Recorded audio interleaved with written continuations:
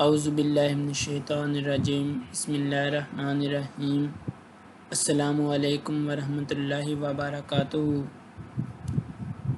بھائیو دوستو، آج ہم جس ٹاپک پر بات کرنے والے ہیں وہ مولانا وحید الدین کی کتاب خدا اور انسان کا ایک پارٹ ہے، جس میں انہوں نے بیان کیا ہے کہ سچائی کو پانے والا یعنی انسان سچائی کو کس طرح پا سکتا ہے، وہ اپنے رب کے ہاں کس طرح پہنچ سکتا ہے اور وہ اپنے رب کو کس طرح تلاش کر سکتا ہے۔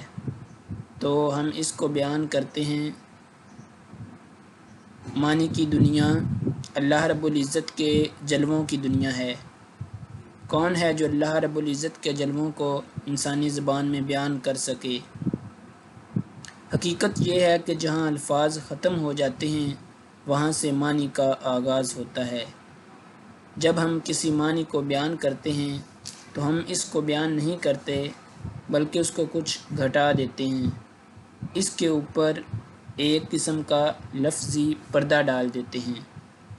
یعنی جب ہم کسی الفاظ کو بیان کرتے ہیں، اللہ رب العزت کی شان کو بیان کرتے ہیں، تو انسانی زبان اس بات پر قادر نہیں ہے کہ وہ اللہ رب العزت کی شان کو بیان کر سکے، کیونکہ اللہ رب العزت کی شان بہت بلند ہے اور انسان کا علم بہت ہی محدود ہے۔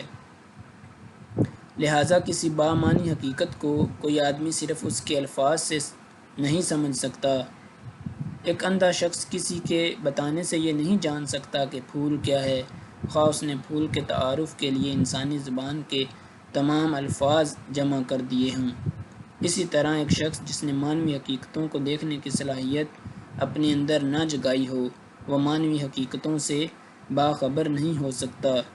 یعنی جو شخص یہ تلاش ہی نہیں کرنا چاہتا اور اپنے پروردگار کو ڈھونڈنا ہی نہیں چاہتا تو اسے اس کا پروردگار کبھی نہیں مل سکتا۔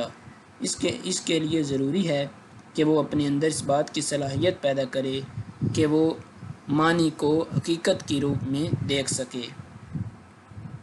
خواہ ڈکشنری کے تمام الفاظ اس کے سامنے دہرا دیے جائیں، خواہ قاموس المعانی کی تمام جلدیں اس کو پڑھا دی جائیں، لیکن وہ کبھی بھی حقیقت تک نہیں پہنچ سکتا، وہ کبھی بھی سچائی کو پانے والا انسان نہیں ہو سکتا۔ ہدایت ہر آدمی کی فطرت کی آواز ہے، مگر ہدایت اسی کو ملتی ہے جو اپنے اندر اس کی سچی طلب رکھتا ہو، جو اپنے اندر سچائی کی کھٹک لیے ہوئے ہو، سچائی جس کی ضرورت بن گئی ہو، جو سچائی کو پانے کے لیے اتنا بے قرار ہو کہ وہ اسی کی یاد کو لے کر سوتا ہو اور اسی کی یاد کو لے کر جاگتا ہو۔ جو آدمی اس طرح سچائی کا طالب بن جائے وہی سچائی کو پاتا ہے۔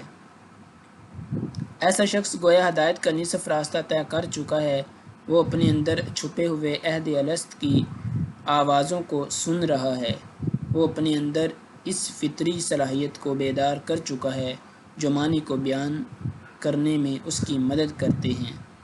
ایسا شخص غیر حقیقی دنیا سے بے رغبتی کی وجہ سے حقیقی دنیا کے اتنا قریب آ جاتا ہے کہ وہ فرشتوں کی سرگوشیوں کو بھی سننے لگتا ہے۔ پیغمبر اس تلاش حق کی راہ میں آدمی کا مددگار ہے۔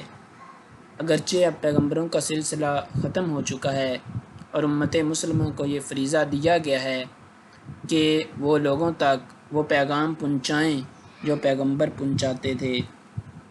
اس لیے ہم بہت ہی خوش نصیب امت ہیں کہ ہمیں اب یہ ذمہ داری سونپی گئی ہے اور ہمیں پیغمبروں کا قائم مقام ٹھہرایا گیا ہے۔ پیغمبر کے ذریعے حقیقت کا علم ملنے سے پہلے یہ تمام تجربات آدمی کے اندر مبہم اور مجہول انداز میں ہوتے ہیں۔ اس کے بعد جب پیغمبر کی آواز اس کے اندر داخل ہوتی ہے تو وہ اس کتاب فطرت کی تفسیر بن جاتی ہے۔ وہ اپنے اندر چھپے غیر ملفوظ اشارات کو ملفوظ زبان میں پا لیتا ہے۔ قرآن اور قرآن کو پڑھنے والا دونوں ایک دوسرے کا مثنیٰ بن جاتے ہیں۔ قرآن وہ بن جاتا ہے اور وہ قرآن۔ اللہ تعالیٰ سے دعا ہے کہ وہ ہم کو سچائی کو دریافت کرنے اور اس کو پا لینے کی طاقت عطا فرمائے۔